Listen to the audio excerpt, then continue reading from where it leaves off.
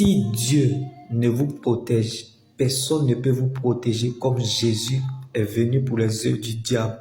Non pas pour que les âmes des hommes se perdent, mais pour les sauver.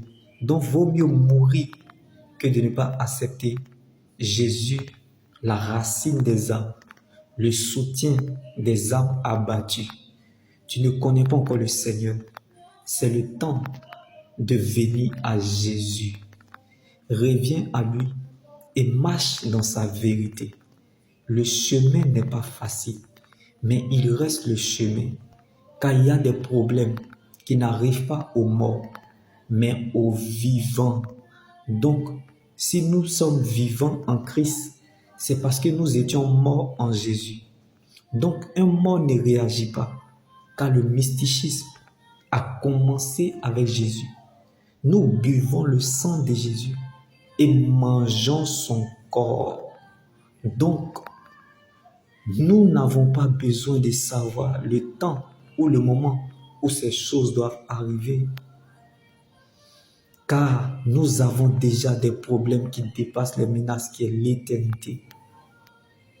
Alors ne laisse personne te priver de ton éternité qui est l'enjeu majeur de ton existence.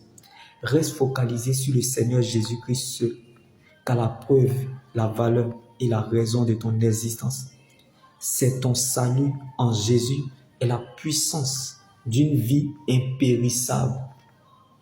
Car prêcher, c'est profiter de la sécurité divine, non seulement à toi, mais à ta famille, à ton entourage et aux nations. Car Jésus est un refuge pour les nations. Alors où veux-tu aller et avoir une vie meilleure sans Jésus? Tu auras perdu ton existence et raté ton éternité avec Christ. Car tu peux tout avoir sur la terre et rater le ciel. Donc le désastre pour un être humain, c'est de perdre la vision de Dieu pour sa vie. L'homme transformé n'oblige pas Dieu à agir quand ce n'est pas encore le temps. Parce qu'il n'est pas transporté par les circonstances de la vie, mais il est porté par la vision. Quand ça sera le moment voulu, Dieu fera de sorte à ce que cela se réalise, parce qu'il ne se trompe jamais sur ce qu'il fait.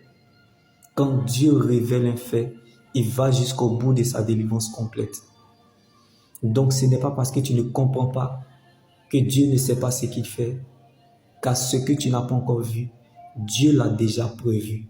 Non pas parce que tu as raison, mais parce que tu es sa raison. La fête changera de camp. Shalom.